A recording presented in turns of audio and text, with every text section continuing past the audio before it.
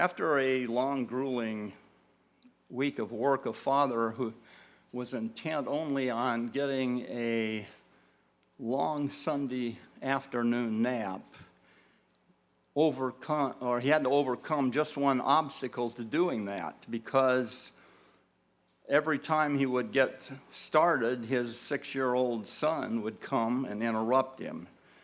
He'd sneak in, pull on his dad's shirt, and beg for attention.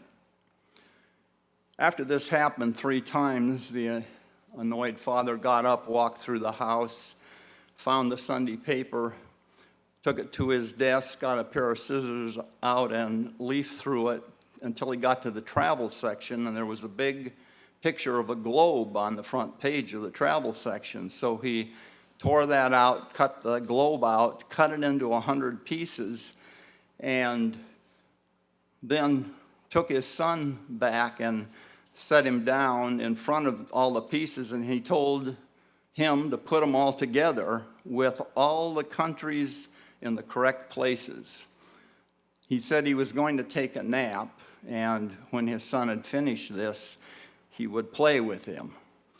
So somewhat smugly, he walked back to the couch thinking, well, I should be able to sleep for 2 or 3 hours. So 10 minutes later, when his son tugged on his shirt sleeve again, he couldn't believe it. He said, he was annoyed, and he said to his son, there was no way you could put that back together in that, short amount of time. But when the father walked down to the room and looked at the map, every piece was in its proper place. Every country lined up that, was supposed to be where it was. And he, amazed, looked down at his son and said, "How did you do it so quickly?" And the little boy, with a grin from ear to ear, explained, "Well, Dad, there was a picture of a person on the other side. And when I got my person together, the rest of the world looked just fine." Well, that little boy had spoken a great truth when you think about it. When the individual is together, the rest of the world looks just fine. What about you? What about us? What does your world look like today? Do you, do I, do we have it all together?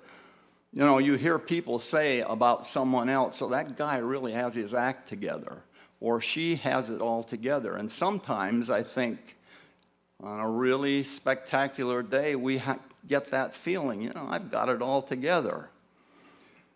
I think this year, because of another number of things that have happened in our family just recently, I'm dragging a little in that regard. And I wouldn't say to any of you that I feel I've got it all together. Well, what can we do to get it together and thus get our world together?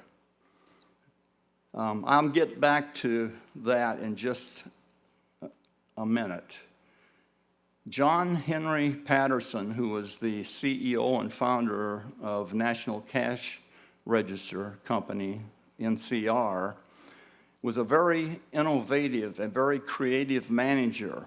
He wanted to bring home to his employees the fact that tools, materials, reports, papers, books were of no use, no service whatsoever to the business if they were not being used. So one morning, he started through his plant, accompanied by one of his workers pushing a big scrap box on wheels. He noticed a small locker on the desk or the workbench of the first worker he stopped at, and so he asked the man what it contained. The man looked at it, scratched his head, and replied that he didn't exactly know. Mr. Patterson said, "Scrap it," to his assistant, and he dumped the contents of that box in the scrap box. In spite of the fact the worker said, there are valuable tools in it.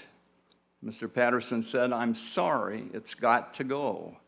Next, he noticed a chest up on a high shelf. And he asked the owner if he can tell him what was in it. And the same thing happened. He couldn't. So it was ruthlessly dumped in spite of the protests. He went through several departments and then went to the office building where the executives were housed. Stopping in the front of one of the desks, he asked the man, "What's in that second drawer?" "Well," he said, "I can't tell you offhand." Mr. Patterson said, "Scrap it." And they his assistant dumped the contents, despite the vigorous protests of the executive. By this time, the news had spread through the plant like wildfire, and suddenly there was an intense interest on the contents of every drawer, toolbox, desk, because they weren't going to get caught like these people had. And so they were ready for him before he got around to where they were. Well, his scrap drive was long remembered. I'm not suggesting that you do anything quite as dramatic as that, especially spouses, because you you may see in the neighbor there was a domestic violence report to such and such an address. Turn to 1 Corinthians 14, verse 33. Well-known scripture. You probably know it by heart. 1 Corinthians 14:33. For God is not the author of confusion. You know, if you look at his universe and you look at the way the sun, the moon, the stars are in perfect harmony, there's a precision about the way they operate. And if you were capable of examining the universe, you'd find the same thing there. God is not the author of confusion, but of peace, as in all churches of the saints. You know, it wouldn't hurt any of us to carry out a personal scrap-it drive. The reason many don't make more progress with things in their life is because carelessly we permit the days to turn into weeks, the weeks into months, the months into years, and we become cluttered with the same array of habits, of customs, obligations, attitudes.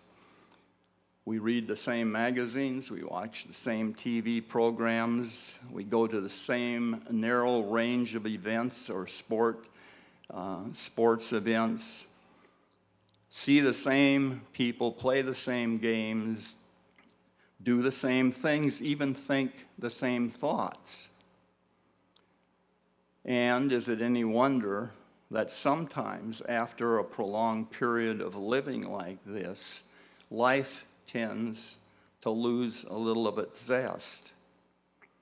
Now, before the feast, is an excellent time to carry out a personal scrap drive. And I'm not saying that you have to do a wholesale house cleaning. That's not the point. What I want you to do is to think about it. Think about it when you're at the feast.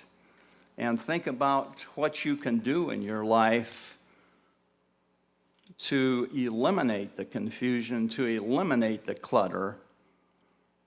You know, we're told we should meet someone new at the feast. But do we just pay lip service to that, or do we actually do it? Do we make a concerted effort, an effort to see someone else? Yesterday, we were saddened personally by the announcement of Joe Shepard's death, an elder up in Victoria. We met Bobby and Joe years ago at the feast and have kept in contact and always look forward to seeing them at every Canadian feast site that we have attended. That was a result of going a little bit out of our way to introduce ourselves to someone else. And it doesn't take a lot to do it.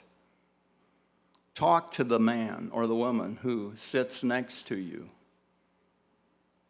You know, if you're sitting next to your brother or sister, you don't just sit there and ignore them. And I'm talking about your physical brother or sister or cousin or aunt or uncle or whatever. Unless there's a family estrangement, you don't sit down next to them and not say anything. Well, your Christian brothers and sisters should be the same way. You know, there's nothing wrong with hanging out with your friends. We have relatives, our children, grandchildren that come to the feast, and we spend a lot of time with them. But in that case, that's sometimes, particularly because of where they live, we don't get a chance to see them except at the feast. But here again, even with that, having said that, we still shouldn't do that exclusively. Use the feast as a time to think about what you can do to unclutter your life, how you can carry out a personal scrap drive. Do something different that you don't usually do when you're at the feast. You know, a number of years ago, I read a book. The author was Don Aslett, who his career was he was a professional house cleaner. And at the end of his career, he wrote a book entitled Clutter's Last Stand. Clutter spelled C-L-U-T-T-E-R, not Custer's Last Stand, but Clutter's Last Stand. And in it, he had a summary and how-to-do list of things that he'd learned as a professional house cleaner. But it didn't just cover the physical act of cleaning. He covered everything in a person's life, and there are a couple of unusual examples that I've remembered from reading that book that were both unique and humorous as well. He dealt with the subject of gifts, for example. He said, you know, supposing you get a gift of a vase from Aunt Susie, and it's a hideous vase, and you put it away except when she comes to visit. He said, well, here is what you do with something like that, or any gift similar to that. You gift wrap it in brightly colored paper with a big bow ribbon on it, put it on the back seat of your car, drive to a seedy part of town, leave the windows down, and leave the car for half hour, an hour, and when you come back, your problem is solved. And you can legitimately tell your aunt that it was stolen, but don't be too broken up about it because she's liable to replace it. So you have to be cautious about that. Of course, you also have to be careful. I wouldn't recommend taking anything other than an old car into that part of town, and if you were in New York City, you might come back and not find anything left, or just the chassis, because professional thieves can come in, and you've seen them change tires at Indianapolis or the Daytona 500. They have a crew come in with their power wrenches and everything. Well, they do that, but they take the engine out, the transmission, and everything in a matter of a minute. So you might find a chassis if you don't find the whole thing missing. In any event, and another thing that he covered that was unique, and that was unwanted friends. Unwanted friends who take your time, who suck the energy out of your life. And just last week, on the way to church, I heard an interview of a journalist on the radio, and she was talking about the clutter in her life. I don't know if she used that word, but the things that distracted her, and she talked about Facebook. She said, you know, I decided I'd take a look at the people on Facebook that were my friends, and I counted them, and there were 168. She said some of them I didn't even recognize, couldn't remember why I'd friended them. And so I decided to go through and analyze them. Do I communicate with them regularly? Can I telephone a person? Do I write letters? Do we exchange emails? I mean, is it an ongoing thing? Or maybe once a year or that type of thing? And she went a little farther and said, and then I said, well, do I have any personal contact with them? Do we get together for lunch or get together for dinner or have coffee together, or does their family come over to our home? And then the final comment that she made, which I thought was very insightful, is she said, is this a friend I can call at 4 a.m. in the morning if I've got a problem, regardless of the fact it's that early? I mean, is that the kind of friend? Well, anyway, as a result of some of these questions, she got her friend list down to 50. So she made an effort to eliminate friends that were taking up time, taking up space. And here again, you can overdo something like that, but it's just an example of how good that book was in pointing out the different parts of your life that can affect you and need to be uncluttered. Are we drowning in clutter? The kind we may find in the dark recesses of our closets or underneath the bed that's been there for a while and it looks like it may be growing. You don't want to get too close to it because you're afraid of what you're going to find, or it may have reached the stage where it's become a fossil. I hope that doesn't apply to any of you. Or your work bench out in the garage where you have things underneath. Physical clutter, you can move. You can store it. You can give it to the Salvation Army. You can give it to Goodwill. You can do something with physical clutter, but emotional clutter is a little more difficult. It's deep-rooted. It may even require professional help to eliminate. And I'm not going to deal with all of that, but I was just pointing out these are some of the things that were covered in that book, and it was very, very good. Turn to Ecclesiastes 5, verse 11. Ecclesiastes 5, verse 11. When goods increase, they are increased that eat them. And what good is there to the owners thereof, saying the beholding of them, or saving the beholding of them with their eyes? It's not unusual to see a movie star or a sports star that suddenly hits it big, becomes well known, and suddenly gets paid huge salaries to have an entourage of people accompanying him, doing different things for him, fawning over him. They're not interested in him or her. They're interested in getting something. And if it's a legitimate job, there's nothing wrong with that. But there are a lot of hangers-on that are just there for the ride. And if he suddenly loses his contract and the money goes away, they go away just as rapidly. And probably the majority of him, he couldn't call at 4 a.m. in the morning.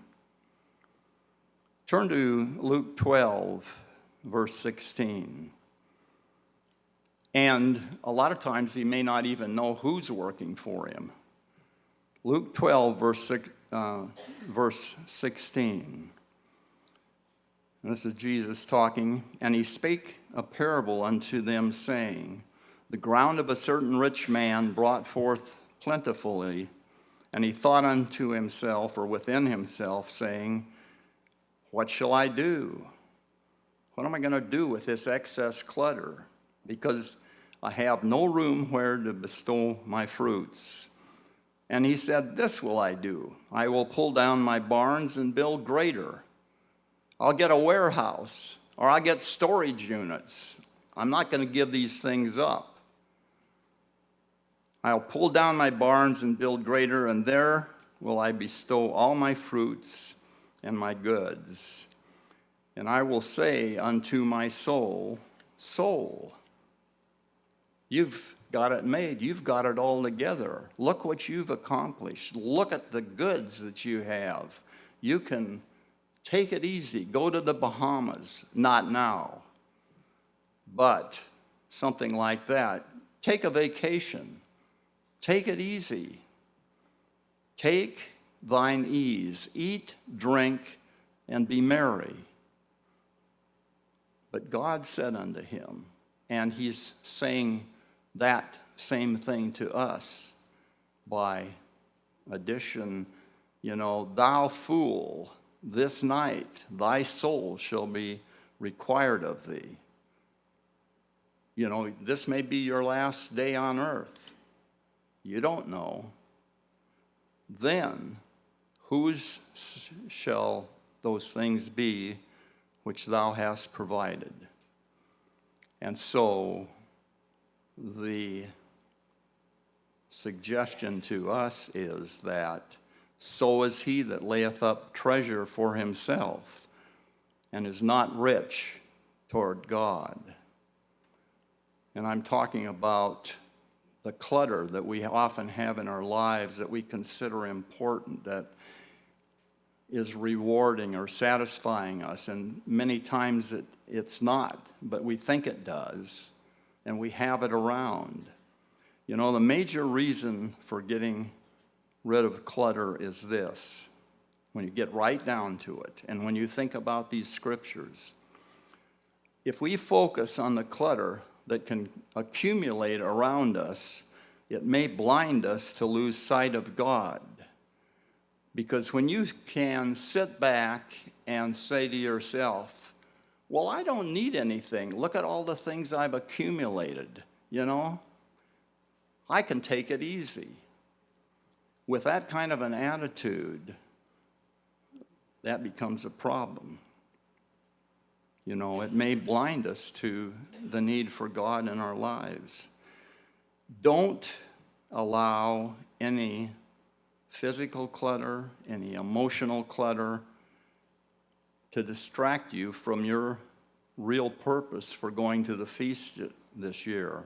It's hard to believe day after tomorrow or evening after tomorrow, a week from now, that it's that close. Take a few minutes each day while you're there.